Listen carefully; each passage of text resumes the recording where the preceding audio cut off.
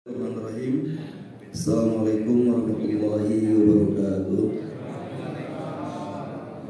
Alhamdulillahilladzi arsala rasulahu bil huda wa dinil haq liyudhhirahu 'ala dini kullihi wa kafa billahi shahida. Asyhadu an la ilaha illallah wahdahu la syarika lah wa asyhadu anna Muhammadan 'abduhu wa rasuluhu alladzi la nabiyya ba'dahu. Allahumma shalli 'ala Muhammadin wa ala alihi wa ashabihi wa man tabi'ahum bi ihsanin ila yaumil qiyamah. Ma ba'du.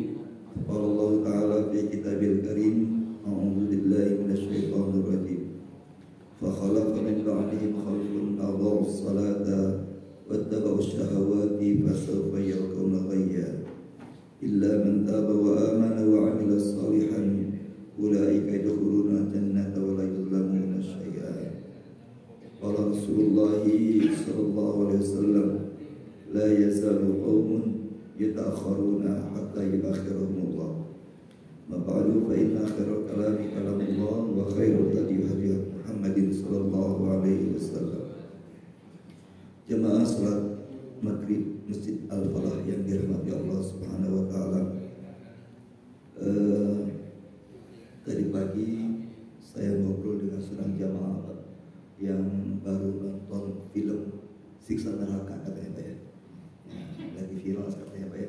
Saya belum tahu kalau nontonnya. Tapi dia bilang, anak saya aja Ustaz, yang masih muda ya, masih SMP, itu menangis ya, menangis ketakutan ya. Segitu Pak, itu baru cuma visualisasi aja Pak ya. Faktanya kan lebih dari itu Pak ya. Ya Allah mengatakan, wala yusiku wasaqahu ahad. Kalau di dunia ini ada orang yang pernah berbuat keji kepada manusia lain Pak, dengan sangat kejam, yang menyiksa seorang manusia dengan sangat kejam, Allah katakan siksa neraka Pak jauh lebih kejam daripada itu ya. Jauh lebih kejam daripada itu ya. Sempat juga ramai di medsos Pak ya, bahwa ada seorang waria ya. Seorang waria yang nonton film itu kemudian dia bertobat. Allah alam benar atau tidaknya Pak ya. Tapi setidaknya kita harus meyakini bahwa siksa neraka itu adalah hak ya. Wan naru haqqun, al jannatu haqqun, wan naru haqqun, kata Nabi. Kenikmatan surga itu hak, pasti terjadi. Dan siksa neraka juga pasti terjadi Pak ya. Orang yang paling ringan Pak, siksa nerakanya di hari kiamat adalah Abu Thalib. Abu Thalib itu adalah orang yang paling ringan siksa nerakanya. Tapi jangan bayangkan ringannya siksa neraka seperti ringannya hukuman di dunia Pak ya. Nabi menggambarkan bagaimana siksa neraka yang paling ringan itu adalah Abu Thalib itu nanti di akhirat di neraka menginjak bara apinya doang ya, itu cuma menginjak bara apinya doang. Sementara dia pakai sepatu yang tebal ya, pakai sepatu yang tebal, yang diinjak cuma bara api neraka Pak. Itu kata Nabi, ubud-ubudnya yang mendidih Pak. Ubud-ubudnya aja mendidih Pak ya. Gimana kakinya Pak ya. Itu siksa neraka yang paling ringan Pak, paling ringan ya. Itu Allah peruntukkan untuk Abu Thalib ya. Sedangkan siksa neraka yang paling keras ya, siksa neraka yang paling keras itu Allah peruntukkan untuk 4 orang Pak ya. 4 orang. Ini 4 orang yang paling keras siksa nerakanya. Yang pertama adalah Qarun ya, yang kedua Fir'aun, yang ketiga Haman, dan yang keempat Ubay bin Khalaf ya. Ini hadis riwayat Ahmad ya. Dalam hadis riwayat Ahmad dikatakan bahwa orang yang paling keras siksa nerakanya adalah pertama Qarun, Fir'aun, Haman, dan Ubay bin Khalaf. 3 orang ini Pak, Qarun, Fir'aun, dan Haman ini trio macan Pak ya.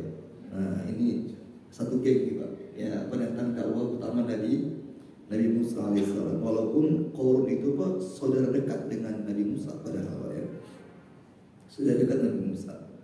Nah ternyata keempat orang ini adalah orang yang paling sombong di muka bumi ini. Orang yang paling sombong itu 4 orang ini ya. Pertama Qarun itu sombong karena kekayaan Pak ya, karena kekayaan. Hari ini tidak sedikit orang yang menyombongkan kekayaannya Pak ya. Kalau Qarun dulu Pak suka bikin event ya, memamerkan hartanya keliling kota Pak ya. Hari ini juga banyak yang kayak gitu Pak ya.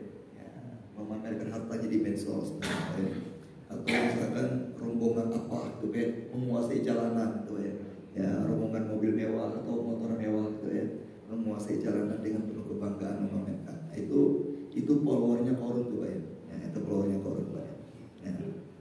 Yang kedua, Firaun itu adalah orang yang paling sombong karena jabatan. Karena jabatannya. Hari ini mungkin kita juga bisa melihat Pak, ada orang-orang yang jadi pejabat, lantas kemudian muncul kesombongan. Yang ketiga, Haman. Haman ini adalah sombong karena kecerdasannya, karena kepintarannya. Karena Haman itu menjadi staf ahlinya Firaun, yang punya ide membunuh setiap bayi laki-laki yang lahir dari kalangan Bani Israel. Itu murni idenya Haman Pak. Ide Haman Pak. Haman yang punya ide Pak ya. Bunuh aja semua laki-laki Bani Israel kalau engkau khawatir kerajaanmu dihancurkan oleh laki-laki dari Bani Israel. Sedangkan Ubay bin Khalaf itu sombong karena nasab, ya, karena keturunan Pak, ya, karena keturunan. Ya, bisa jadi dia keturunan darah biru, atau bisa jadi keturunannya menjadi orang-orang yang hebat Pak. Keturunannya menjadi orang-orang yang hebat ya. Walaupun orang tuanya cuma tukang cendol ya, tapi anaknya satu kerja di Pertamina, kerja di imigrasi, kerja di ITB Pak ya. Tapi itu tukang cendol juga maksudnya Pak ya. Itu tukang cendol juga ya. Jadi ada orang Pak yang bangga dengan keturunannya. Inilah 4 orang yang paling keras siksa neraka. Yang menarik adalah Nabi mengatakan umat Nabi Muhammad pun akan ada orang yang disiksa bersama 4 orang ini. Padahal 4 orang ini adalah orang yang paling keras siksanya. Di antara umat Nabi Muhammad pun itu akan ada yang disiksa bersama mereka, yaitu orang-orang yang tidak pernah sholat Pak. Ya, Nabi mengatakan waman yahfiz sholat, barang siapa yang tidak menjaga sholat, dia tidak punya cahaya, laisa lahu nurun wala burhanun wala najatun yaumal qiyamati ma qarun wa fir'aun wa haman wa ubay bin khalaf.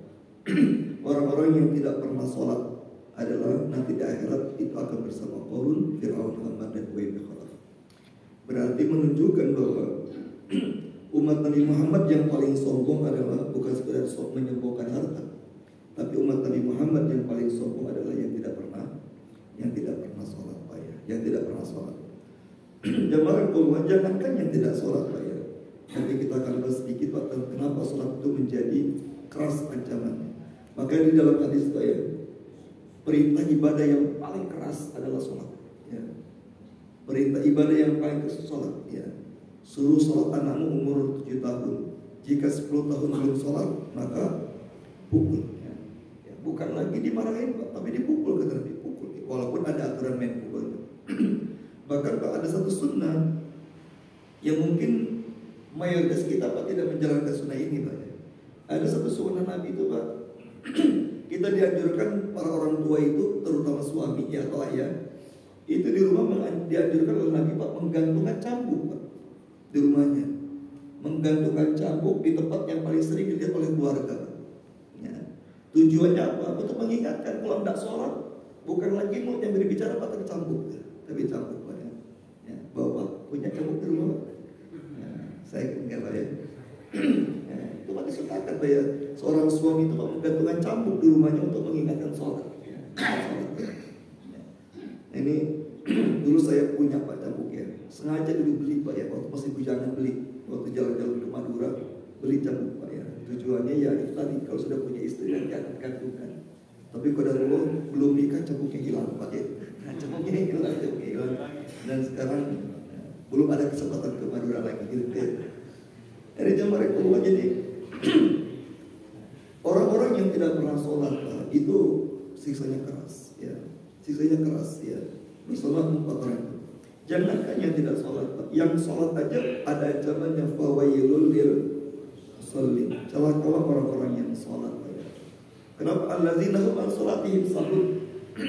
Itu orang-orang yang lalai dalam sholat Pak ya. Ada orang yang lalai dalam sholat sebelum sholat Pak ya. Sebelum sholat. Ada orang yang lalai ketika sholat. Ada orang yang lalai justru pasca sholat. Saya ingin menyampaikan sedikit Pak ya. Bagaimana oleh sholat sebelum sholat Pak ya. Rasulullah Pak pernah melihat seseorang Pak sholat, itu sampai Nabi menyuruh dia mengulangi wudhu dan sholatnya sampai 3 kali. Jadi ada orang yang sholat, kata Nabi, begitu orang yang selesai sholat Pak, kata Nabi, tawaddo fasoli, irji tawaddo fasoli, ulangi wudhumu, ulangi sholat. Kemudian laki-laki ini dia mengulangi wudhunya dan mengulangi sholatnya. Selesai sholat yang mengatakan, ulangi wudhumu, ulangi sholatmu. Dia wudhu lagi, dia sholat lagi. Kemudian selesai sholat Pak, Nabi katakan, ulangi wudhumu, ulangi sholatmu. Sampai laki-laki mengatakan, Rasul, seperti inilah sholat dan wudhuku, apa kesalahanmu? Kata Nabi, coba lihat ujung tumit. Ya, ternyata Pak, di ujung tumitnya ada seujung kuku di ujung tumitnya yang tidak terbasuh air wudhu. Ya. Subhanallah Pak, seujung kuku saja anggota wudhu yang wajib tidak terbasuh wudhu Pak, gak sah wudhu kita Pak. Ya. Karena anggota wudhu yang wajib kan cuma 4 Pak ya, wajah, ya, wajah, tangan, kepala dan kaki Pak ya, itu yang wajib Pak. Yang 4 ini Pak harus sempurna. Wajah dari mulai dagu sampai ujung jidat, terus kanan kiri telinga ini Pak, itu harus terbasuh semuanya. Seujung kuku saja anggota wudhu yang tidak terbasuh Pak, itu tidak sah wudhunya. Kalau wudhunya tidak sah maka menjadi tidak sah sholatnya. Saya sering sekali, mohon maaf Pak ya, mudah-mudahan di sini tidak lah ya. Saya sering sekali melihat bapak-bapak anak muda yang wudhu itu Pak, itu sering sekali tidak terbasuh siku dan tumit itu Pak. Ya, tumit. Jadi wudhu itu sikunya nggak terbasuh Pak. Pada seujung kuku saja kata Nabi anggota wudhu tidak terbasuh. Yang 4 tadi Pak yang wajib Pak ya, wajah, tangan, kepala dan kaki Pak. Itu seujung kuku saja nggak terbasuh air wudhu Pak, nggak sah wudhunya. Kalau wudhunya nggak sah berarti sholatnya pun tidak sah. Ya, tidak sah. Ada lagi Pak kesalahan nih. Dan ini mohon maaf ya, saya pernah menyampaikan di beberapa tempat Pak, dan ternyata jamaah ibu-ibu terutama Pak ya, merasa mereka salah ternyata selama ini. Cara mandi junub Pak ya. Cara mandi junub Pak, kalau mandi junubnya tidak sah, berarti kan ibadah-ibadahnya pun tidak sah. Maka wajar Nabi mengatakan at-tuhuru syatrul iman, bersuci itu separuh dari iman Pak ya. Karena kalau sucinya tidak benar, maka semua ibadah menjadi tidak benar Pak ya. Jadi kehilangan separuh imannya. Jamaah kalau ya, ada kesalahan-kesalahan, sering terjadi kesalahan dalam mandi junub Pak ya, mandi junub Pak. Mandi junub kan intinya cuma 2 Pak. Ya, mandi junub intinya cuma 2. Yang pertama berniat mandi junub, harus berniat mandi junub. Yang kedua membasuh seluruh tubuh dengan air suci dan mensucikan. Jadi mohon maaf Pak ya, kita tidak bicara sunnahnya Pak, sahnya aja. Kalau Bapak misalkan mau mandi junub Pak, berniat ya Allah saya bismillah saya mandi junub dalam hati Pak. Bapak nyemplung ke kolam renang Pak, nyemplung ke kolam renang, terus seluruh tubuh sudah basah Pak, udah selesai itu mandi junub Pak, udah selesai Pak, udah sah ya. Walaupun nanti di situ ada sunnah-sunnahnya. Ya kalau bicara sahnya mandi junub itu seluruh tubuh basuh. Yang jadi problem adalah banyak terutama ibu-ibu Pak ya, mereka sudah menggunakan sampo atau menggunakan sabun sebelum seluruh tubuhnya terbasuh air. Ya, sebelum seluruh tubuh terbasuh air. Terutama maaf ibu-ibu itu Pak, kadang-kadang kalau dia membasuh kepala kan sunnahnya 3 kali, dimulai 3 kali Pak. Bagi ibu-ibu yang rambutnya lebat, itu 3 gayung itu mungkin 3 siraman itu Pak belum tentu terbasuh semua air, semua rambutnya ya. Karena saya menyaksikan Pak, istri saya waktu mandi junub Pak ya, ya saya sengaja Pak mandi junub bareng karena Nabi juga pernah mandi junub bareng bersama istrinya. Ternyata Nabi itu mandi junub bareng istri, dia mengajari istrinya Pak ya. Saya pernah melihat istri mandi junub itu Pak, ternyata 3 kali siraman itu Pak, jelas itu rambutnya belum terbasuh semuanya Pak, belum sampai ke kulit kepala, apalagi yang rambut Pak, belum lagi mungkin sela-sela tubuhnya. Nah ada orang yang belum seluruh tubuhnya terkena air suci mensucikan, dia sudah pakai sabun atau sampoan Pak, tidak sah mandi junub Pak, ya nggak sah. Jadi kita ini kalau mandi junub Pak, baru dianggap sah mandi junub kita kalau setelah seluruh tubuh kita disiram air suci dan mensucikan ya. Nah ketika tercampur sabun itu suci tapi tidak mensucikan ya, tidak mensucikan ya. Makanya jamaah Rasulullah ini hati-hati Pak dalam. Anak saya Pak yang SMP Pak ya, anak saya yang SMP. Ketika dia bilang sama saya, Abi, Aku tadi malam mimpi, nggak ngerti mimpi apa enak ya. Tapi basah celana aku lagi. Saya ngerti Pak, Tuhan hidup Pak. Saya jelaskan bahwa kamu sudah balik ya. Saya bawa ke kamar mandi Pak. Saya bawa ke kamar mandi ya. Pagi-paginya saya bawa ke kamar mandi ya. Ke kamar mandi dia pakai celana pendek ya. Saya langsung ajarkan cara mandi junub Pak. Saya langsung ajarkan cara mandi junub Pak ya. Karena khawatir kalau cuma sekedar teori, khawatir asal-asalan pada asal-asalan. Nah ini yang pertama Pak, namanya lalai sebelum sholat Pak ya. Lalai sebelum sholat. Ada lagi jamaah Rasulullah ya. Ibnu Hatim mengatakan Pak, ma'adhamu dzanban ba'da syirki illa ta'khirus sholati an awqatiha an.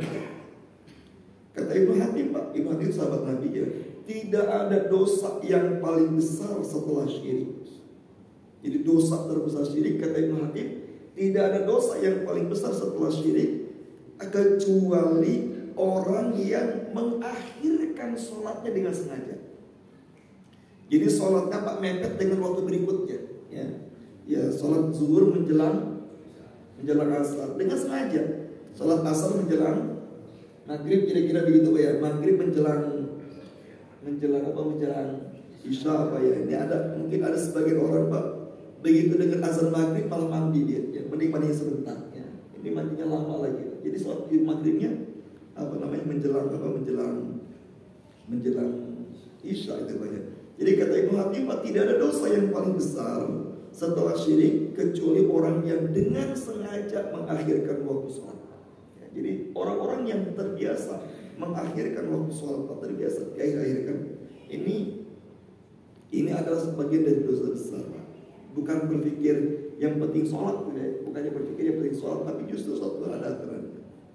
Nah ini namanya lalai sebelum sholat. Yang menarik lagi Pak, Huzaifah al-Yamani, sahabat Nabi, itu pernah melihat seorang laki-laki sholat. Ya, melihat seorang laki-laki sholat. Kemudian selesai sholat laki-laki ini, Huzaifah bertanya kepada laki-laki ini, wahai fulan, sudah berapa lama kamu sholat seperti itu? Yang itu Huzaifah, sudah berapa lama kamu sholat seperti itu? Orang itu mengatakan, aku sholat seperti ini sudah 40 tahun. Sudah 40 tahun sholat seperti itu. Apa kata Huzaifah? Wahai saudaraku, selama 40 tahun engkau belum pernah sholat. Bayangkan. Jadi dianggap bahwa oleh Huzaifah orang ini sholatnya tidak sah, ya, tidak sah. Kenapa demikian Pak ya? Karena ada rukun yang tidak dikerjakan dengan baik. Ya. Ada rukun yang tidak dikerjakan dengan baik Pak ya. Rukun sholat itu saya bagi 3 Pak ya. Rukun sholat itu saya bagi 3 Pak. Ya. Yang pertama rukun hati. Ya. Ini mohon maaf Pak ya, saya ulang lagi ke pelajaran SD Pak ya. Ya supaya kita betul-betul tidak main-main dalam sholat Pak ya. Karena nanti akan saya jelaskan di ujung Pak bahwa sholat adalah puncak penghambaan seorang hamba. Puncak penghambaan kita kepada Allah adalah sholat. Adalah sholat Pak ya. Itu puncak penghambaan kita kepada Allah adalah sholat. Jamaah Allah ya. Jadi rukun itu ada 3 ya. Yang pertama rukun hati. Namanya niat. Namanya niat Pak. Niat itu menjadi rukun. Ketika kita mau berdiri sholat, niat di hati kita sholat apa? Ya, itu harus diazamkan di hati bahwa kita niat sholat Pak ya. Makanya ada ulama Pak ya, Imam Syafi'i mengatakan Pak, membaca usolli fardhu zuhri 4 raka'atin Pak. Ini kan bagi sebagian orang disebut bid'ah Pak ya. Ya, karena niat di dalam hati Pak ya. Tapi ada ulama mengatakan ini untuk supaya tidak lalai dengan niat. Ya, supaya tidak lalai dengan niat Pak. Betul Pak, memang niat itu idealnya di dalam hati. Tapi ada orang kadang-kadang Pak begitu berdiri mereka langsung sholat Pak ya. Dia nggak berniat. Ini hati-hati Pak. Ini namanya meninggalkan rukun hati. Ada lagi jamaah Allah namanya lagi rukun bacaan. Rukun bacaan Pak. Ada 5 bacaan sholat Pak. Ada 5 bacaan sholat yang ini wajib dilafazkan. Bahwa pernah gak Pak lihat orang sholat Pak, dari mulai takbir sampai salam Pak, mulutnya diem aja gak mau makan. Pernah gak Pak? Pernah Pak? Saya sering melihat orang kayak gitu Pak ya. Ini Pak, orang ini gak sah sholatnya. Gak sah sholatnya. Karena dia meninggalkan 5 rukun bacaan. 5 rukun bacaan Pak. Rukun bacaan itu Pak, ini ada 5 yang wajib dilafazkan. Jadi gak boleh dalam hati, tapi mulut mesti kamit, Pak. Yang pertama rukun baca adalah takbiratul ihram, wajib dilafazkan Allahu Akbar, wajib dilafazkan. Ya. Walaupun imam lebih keras daripada makmum, Pak. Ya. Jadi nggak boleh Pak ketika kita takbir Pak mulut diam, cuma tangan bergerak, bacanya dalam hati, itu nggak sah. Nah, itu namanya rukun baca. Yang kedua rukun bacaan itu Pak yang wajib dibaca adalah surat Al-Fatihah. Surat Al-Fatihah itu Pak wajib mulut kita kumat kamit ketika membacanya. Ya, wajib membacanya mulut kita kumat kamit. Ya. Jadi orang-orang yang sholatnya ketika baca Al-Fatihahnya mulutnya tidak kumat kamit, ya tidak sah karena dia meninggalkan rukun bacaan. Jadi wajib membaca Al-Fatihah Pak mulut kita kumat kamit. Yang ketiga adalah membaca tahiyat. At-tahiyatul dan seterusnya Pak, sampai syahadat asyhadu an la ilaha illallah wa asyhadu anna muhammadar rasul, itu pun wajib dilafazkan. Adapun bacaan ruku, baca i'tidal Pak, itu bukan rukun. Artinya ketika kita tidak membaca pun Pak, tidak masalah. Tapi yang 5 ini, yang ketiga tadi apa? Tahiyat Pak ya, tahiyat itu wajib dilafazkan. Yang keempat adalah membaca salawat di tasyahud akhir. Allahumma sholli ala Muhammad wa ala ali Muhammad sampai fil alamin innaka Hamidum Majid, Pak. Ini wajib dilafazkan. Karena ini rukun. Ini rukun bacaan Pak. Ini rukun bacaan. Ini wajib dilafazkan. Dan yang terakhir Pak, yang kelima, rukun bacaan itu adalah mengucapkan salam ke kanan. Jadi ketika kita sholat Pak, begitu salam Pak, itu ketika mengucapkan salam ke kanan Pak, wajib diucapkan. Assalamualaikum warahmatullahi wabarakatuh. Adapun mengucapkan salam ke kiri sunnah. Ya, mengucapkan salam ke kiri sunnah Pak. Jadi ketika Bapak tidak mengucapkan salam ke kiri pun tidak masalah. Itu sudah sah. Ya, mohon maaf misalkan kalau Bapak lagi sholat tiba-tiba kebelet pengen buang hajat Pak, ya. Pengen buang hajat Pak, ya. Udah gak kuat ya. Begitu salam ke kanan, assalamualaikum warahmatullahi wabarakatuh, langsung kentut Pak, sudah sah sholat itu. Ya, sudah sah. Walaupun kita belum salam ke kiri Pak, karena yang membatalkan sholat itu salam ke kanan. Ya, jadi kalau Bapak udah gak kuat ya, mungkin aja Pak, pernah terjadi Pak ya. Ya Bapak misalnya lagi sholat udah gak kuat mules gitu Pak ya. Begitu salam kanan kiri langsung buang angin ya. Itu buang angin itu Pak ketika salam ke kanan sudah selesai, itu sudah sah salatnya. Sudah sah. Karena yang rukun itu adalah salam ke kanan. Ini jamaah pulang ini 5 rukun bacaan ini wajib dilafazkan. Ya, itu salat Pak ya. Mohon maaf Pak, tolong diingatkan ya, tolong diingatkan keluarga kita Pak. Ya. Saya Pak jujur Pak ya, kadang-kadang kalau istri saya sholat, anak saya sholat, Pak, saya tolongin Pak, saya tolongin. Walaupun dia nggak lihat saya tolongin, saya cuma ingin memastikan bahwa mulut dia kumat kamit. Ya, terutama di 5 yang rukun ini dibaca ini Pak ya. Ya, ini Pak ya. Anak saya yang laki-laki itu Pak, yang saya tadi itu sering sekali dia diam awalnya ya, dia sering diam ya. Waktu itu memang belum balik Pak ya, belum balik dia. Saya sampaikan, dilafazkan yang ini harus dilafazkan, jangan diam aja, karena itu bagian dari rukunnya. Coba nanti Bapak sekali-kali Bapak perhatikan sholat istri Pak ya. Nah, coba perhatikan, coba mulutnya kumat kamit gak Pak ya. Nah, kalau kumat kamit dari takbir sampai salam, alhamdulillah aman tuh Pak ya. Tapi kalau dia diem aja Pak ya, itu ya nggak apa-apa dia, yang penting yang 5 tadi Pak dilafazkan ya. Yang berikutnya Pak, yang ketiga namanya rukun gerakan ya, rukun gerakan ya. Bahwa hafal gerakan dari takbir, ruku, i'tidal, sujud, duduk di antara 2 sujud lagi ya. Itu namanya rukun gerakan Pak, rukun gerakan ya. Jamaah Allah ya, ketika takbiratul ihram Pak, kita wajib angkat tangan ya. Gak boleh kita takbiratul ihram tidak angkat tangan, karena mengangkat tangan pada saat takbiratul ihram itu rukun ya. Mengangkat tangan saat takbiratul ihram itu rukun Pak. Jamaah Allah Pak. Tadi Pak Huzaifah melihat seorang laki-laki yang sholat. Kemudian setelah laki-laki ini selesai sholat, Huzaifah bertanya, wahai sahabat, wahai saudaraku, sudah berapa lama kamu sholat seperti ini? Dia mengatakan, saya sudah 40 tahun sholat seperti ini. Apa kata Huzaifah tadi Pak? Saudaraku, selama 40 tahun kamu belum sholat. Kenapa demikian Pak? Dia bermasalah di rukun gerakan. Bermasalah rukun gerakan Pak. Masalah rukun gerakan adalah cuma satu Pak ya. Masalah rukun gerakan cuma satu ya. Itu adalah dia sudah mengganti gerakan sebelumnya tumanina. Sekali lagi Pak ya. Dia mengganti gerakan sebelumnya tumanina. Contoh misalkan Pak, dia rukunya belum tumanina, belum diem, sudah iktidal. Iktidal belum sempurna berdirinya, masih goyang Pak, sudah sujud Pak, dan seterusnya Pak ya. Ini seorang tadi Pak yang dilihat oleh Hudzaifah itu karena dia gerakannya kama yang kurul hurab adab, seperti burung gagak mematuk darah ya, sangat sangat cepat. Mungkin Bapak dulu pernah waktu belajar sholat Pak ya, ada namanya tumanina kan Pak ya. Ya, lakukanlah dengan tumanina Pak. Ya tumanina artinya dalam gerakan Pak, tidak boleh kita mengganti gerakan sholat sebelum gerakan tersebut sempurna Pak. Ya, sempurna Pak. Jadi kalau ruku Pak sempurna dulu sampai diam tubuh kita, baru tidak. Ya. Mungkin Bapak pernah lihat Pak ya, di YouTube sempat viral Pak. Ada orang sholat tarawih 23 rakaat 7 menit Pak ya. Ya. Kenapa ya? Masya Allah Pak, itu bukan sekedar tidak sah sholatnya Pak, tapi dia berdosa. Dia berdosa. Nabi mengatakan Pak, sejahat-jahatnya pencuri adalah pencuri dalam sholat ya.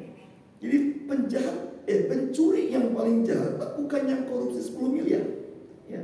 Apalagi dari itu Pak, tapi pencuri yang paling jahat adalah pencuri dalam sholat.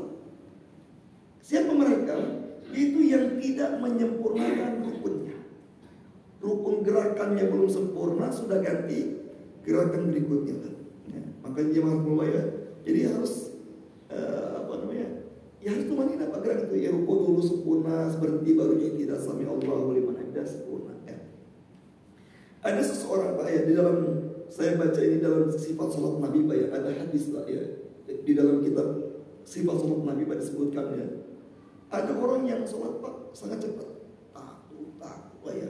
Bahasa Nabi kama yanqurul ghurab adam, seperti burung gagak mematuk darah Pak, sangat cepat begini Pak. Artinya tidak tumaninah gerakannya, rukunnya. Yang menarik adalah ketika orang ini selesai sholat Pak, Nabi langsung berkhutbah. Kata Nabi, ayyuhan nas, wahai manusia, wallahi, Nabi bersumpah demi Allah, lau mata hadar rajulu ala hali hada, mata ala ghairi millati Muhammadin.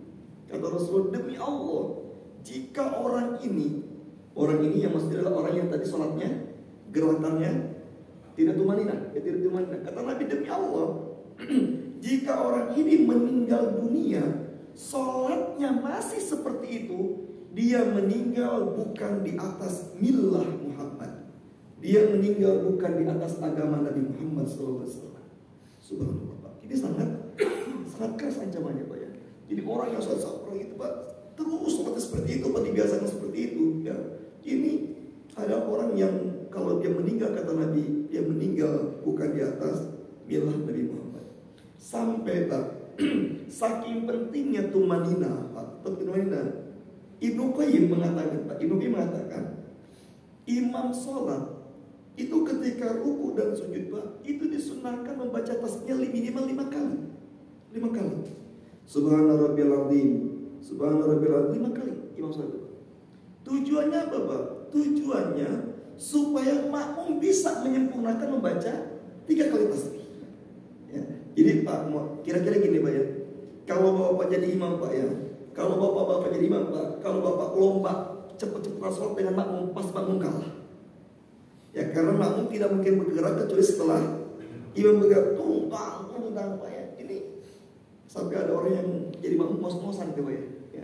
Ini zaman pasal itu kayak mengatakan Pak, kalau imam itu sebaiknya ketika ruku dan sujud membaca tasbihnya 5 kali. Kenapa? Karena imam sudah sempurna ruku, makmum baru bergerakan ya. Mungkin imam sudah membaca tasbih 3 kali, makmum mungkin baru sekali. Ya, karena dia belakangan Pak. Makanya kata Ibnu Qayyim, imam itu sebaiknya membaca ruku dan sujudnya tasbihnya 5 kali supaya makmum membaca tasbihnya bisa 3 kali dengan tumanina Pak. Nah, ini jamaah Allah Pak ya. Ini segini orang sholat, tapi Allah katakan fawailul lil musallin, celakalah orang-orang yang sholat Pak ya. Celakalah sholat Pak. Yang saya terangkan tadi Pak ya, bagaimana tadi Rasulullah menyuruh seseorang yang sholat mengulang wudu dan sholatnya. Bagaimana Hudzaifah melihat seorang laki-laki sholat, Kemudian Huzaifah bertanya, ternyata kata Huzaifah selama 40 tahun engkau belum pernah sholat. Ya, gara-gara ada sesuatu yang salah dalam sholatnya. Bagaimana yang tidak mengerjakan sholat? Ya. Jamaah sebagai penutup kajian kita, sholat itu adalah puncak penghambaan seorang hamba. Ya. Sampai di dalam surat 9 ayat 11, seseorang belum disebut saudara kita seiman.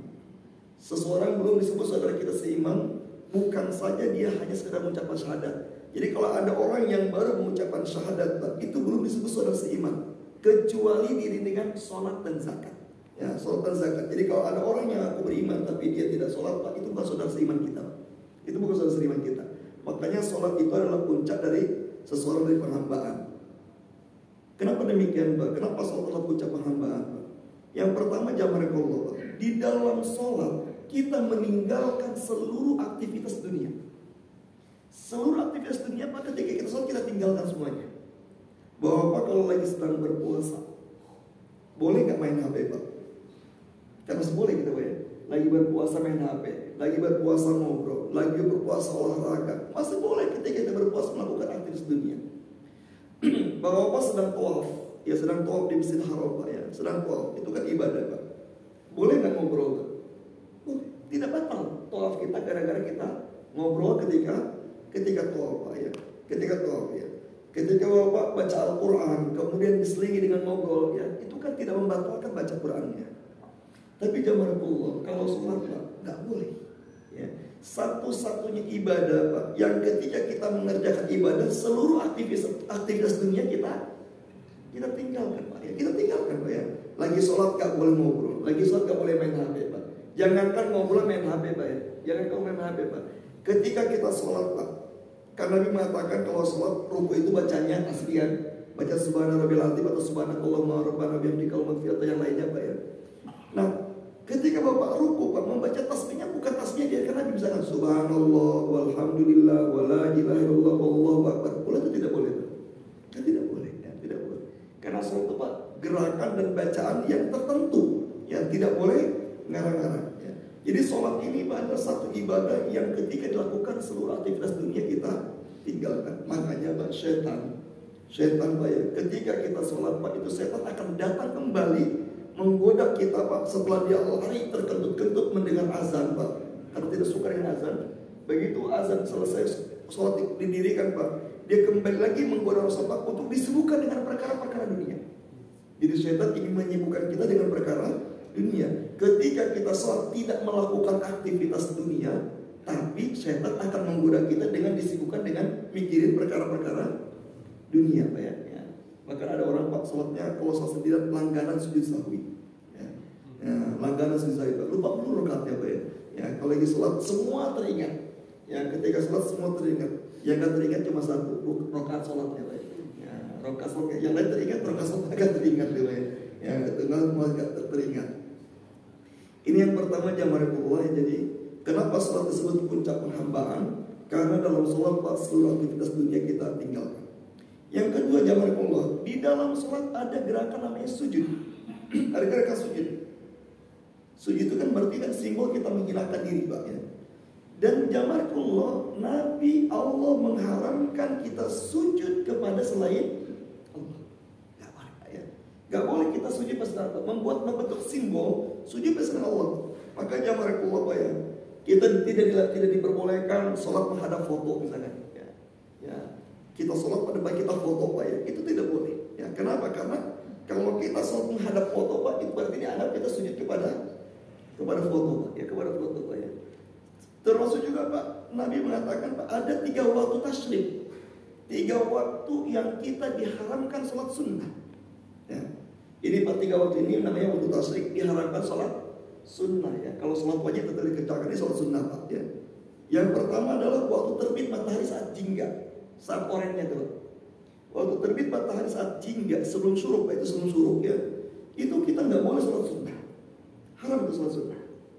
Yang kedua, sholat sunnah yang diharamkan adalah ketika matahari percis di atas kepala kita menjelang zuhur, ya. Jadi ketika kita berdiri di bawah matahari, Pak, tubuh kita nggak ada bayangannya. Atau kita naruh benda di bawah matahari tidak ada bayangannya, itu berarti menunjukkan matahari percis di atas kepala kita Pak, itu juga tidak boleh kita sholat sunnah. Maka mohon maaf Bapak ya, kalau Bapak mau sholat zuhur tahiyatul masjid pas sebelum zuhur Pak, itu lihat dulu Pak. Ini jangan-jangan sholat di waktu tasyrik Pak, di waktu tasyrik Pak ya. Itu yang kedua. Dan yang ketiga, sholat sunnah yang dilarang itu adalah sholat ketika matahari terbenam saat jingganya, sunsetnya itu Pak. Saat sunset dan sunrise itu Pak ya, terbit dan terbenam itu kan suka ada jingganya itu Pak ya, orang Pak. Itu juga dilarang kita mengerjakan sholat sunnah. Itu juga waktu yang dilarang kita mengerjakan sholat sunnah. Pertanyaannya adalah kenapa Pak di 3 waktu itu diharamkan kita sholat sunnah? Ya, Nabi mengatakan Pak, di 3 waktu itu adalah saat matahari berada di antara 2 tanduk setan. Ya, saat matahari berada di antara 2 tanduk setan Pak. Apakah ini benar secara real atau itu bahasa kiasan? Wallahualam, saya tidak tahu Pak ya. Tapi Nabi mengatakan di 3 waktu ini matahari persis berada di antara 2 tanduk setan Pak. Nah kalau kita sholat sunnah Pak, pada saat 3 waktu ini Pak, itu setan menganggap kita sedang sujud kepada dia. Ya, setan menganggap kita sedang sujud kepada dia Pak. Makanya kita tidak boleh sholat sunnah. Makanya di dalam sholat Pak ada gerakan sujud, dan sujud itu tidak boleh dilakukan kepada selain Allah Pak ya. Ya mohon maaf Pak, misalkan sungkeman Pak ya, ada orang yang sungkeman, anak sungkeman ke ibunya, ke bapaknya, ibunya duduk di kursi, anaknya di bawah menghadap bapaknya, kemudian mencium kaki ibunya. Kalau mencium lutut sih oke Pak ya, mencium kaki ibunya misalkan Pak, itu berarti anak itu membentuk simbol sujud. Kita aja nggak boleh, ya, itu nggak boleh. Jadi tidak boleh kita melakukan gerakan sujud, tidak boleh melakukan gerakan sujud kepada selain Allah Subhanahu wa taala. Ya. Makanya Pak, ibadah sholat ada gerakan sujud, dan sujud hanya boleh kepada Allah saja. Dan yang terakhir jemaah Allah ya. Kenapa sholat itu disebut puncak penghambaan seorang hamba kepada Allah? Karena sholat menjadi tolak ukur ibadah-ibadah yang baik. Semua ibadah yang seorang manusia lakukan Pak, di mata Allah tidak ada nilainya kalau dia tidak mengerjakan sholat Pak. Tidak mengerjakan sholat. Jadi seseorang Pak, walaupun banyak amalnya, dia sedekah, dia infak, dia zakat, bahkan dia umroh ya, dia banyak melakukan kebaikan Pak, tapi dia tidak sholat Pak, maka tidak ada nilainya. Sholat itu, para ulama mengatakan sholat itu ibarat angka 1. Sholat ibarat angka 1, sedangkan amalan ibarat angka 0. Semakin banyak kita beramal soleh Pak, maka semakin banyak 0 ke belakang. Maka 0 ke belakang itu menjadi bernilai kalau di depannya ada angka 1 ya. Tapi begitu angka 1-nya hilang, maka berderet 0 ke belakang kan tidak ada nilainya Pak. Tidak ada nilainya. Maka jawaban Allah ya, sholat ini menjadi penentu semua ibadah. Sampai Nabi mengatakan Pak, man fatau sholat al-asr amdan faqad habitu amaluhu. Siapa, kata Nabi, yang meninggalkan sholat asar, sekali saja meninggalkan sholat Pak, dengan sengaja, meninggalkan sholat yang sengaja Pak, maka telah sia-sia seluruh amalnya. Jadi salah satu dosa yang menghanguskan seluruh pahala amal adalah meninggalkan sholat dengan sengaja Pak. Dengan sengaja, meninggalkan sholat yang sengaja. Jamaah Allah sebagai penutup Pak ingin menyampaikan, tolong Bapak ya, ini saya baru tadi menyampaikan Pak, ternyata ibu-ibu nggak tahu. Ini banyak ibu-ibu yang tidak tahu Pak tentang hadis ini. Dan ini kalau tidak tahu dilanggar, jadi itu meninggalkan sholat. Nabi mengatakan Pak dalam riwayat Ahmad, seorang wanita yang suci haidnya di waktu asar, ya, istri bapak, anak gadis bapak, bapak, dia haid kemudian sucinya di waktu asar Pak, maka dia wajib juga sholat zuhur di jam akhir. Jadi kalau istri kita Pak suci haidnya di waktu asar, maka dia wajib juga sholat zuhur. Begitu pula kata Nabi, barang siap seorang wanita yang suci haidnya di waktu isya, maka wajib juga sholat maghrib Pak ya. Maghrib Pak. Dan ini mohon maaf Bapak ya, ini beberapa kali saya menyampaikan hadis ini kepada ibu, banyak nggak tahu. Ya, banyak nggak tahu. Padahal Pak, kalau perempuan suci haidnya di waktu asar wajib sholat zuhur juga. Kalau suci haidnya di waktu isya wajib sholat maghrib juga Pak ya. Kenapa? Karena zuhur bisa ditarik ke asar, maghrib bisa ditarik ke Isya Pak ya. Yang problem adalah sucinya jam 9 malam, malas mandi ke istrinya. Akhirnya zuhur maghrib isya nggak dikerjakan. Nanti aja lah subuh katanya. Berarti 2 sholat dia tinggalkan. Wallahu a'lam bishawab. Jamaah Allah, mudah-mudahan ada manfaatnya. Semoga Allah terus perbaiki sholat-sholat kita.